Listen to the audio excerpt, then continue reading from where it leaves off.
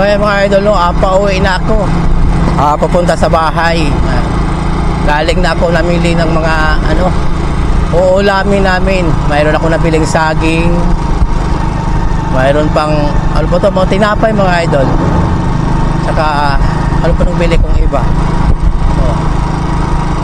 Wala tayong mahanap na mapagbibigyan ngayon ng tulong o kunting tulong, pera, ganun. Kasi wala tayong nakita na mga hinahanap ko yung mga namamasko, ganun. Wala akong nahanap. So sa next day na lang siguro ako makapag-vlog ng maayos-ayos. Hahanap tayo ng ibang tutulungan natin, yung talagang kawawa din, di ba? Mga kababayan natin. Oo. So ito, papunta na to sa bahay. Malapit na to sa amin. Yung kasunod na baryo. Ito na yung ito na yung amin, yung susunod na baryo. Paglampas dyan ng tulay. Yan, baryo na namin yan. Ito na tulay, lampas na to. Dadaan na tayo sa sa may tulay. Ito. Yan, pagtungtong natin dito sa tulay.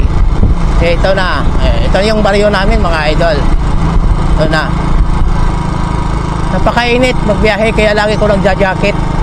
Pag nagbiyahe ako, tutok sa init ang karsada. Tapos minsan umuulan, biglang uulan, tapos karamihan iinit. Kaya takot ako na mabasa kasi baka magkakasakit tayo. Mahirap na. Ayan. Ito na yung baryo namin. Malapit na ako sa amin. Iikot na lang ako dito maya-maya.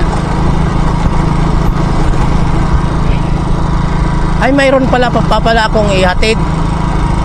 Ihatid ko lang mga idol. Mayroon akong ihatid sa isa nating mayroon kasi nagpapahatid ng pera dito sa ito yung bahay namin idol doon.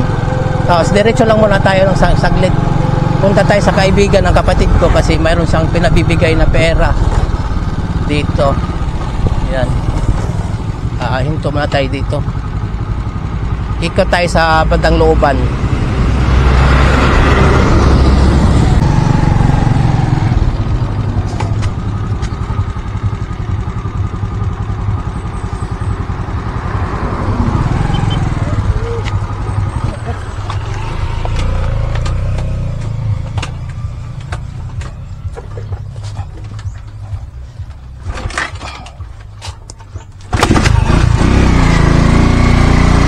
Ayun. Dito yung bahay nila mga idol. Ikot lang tayo para diretsyon tayo uwi. Yan. Ikot. Sandali lang mga idol.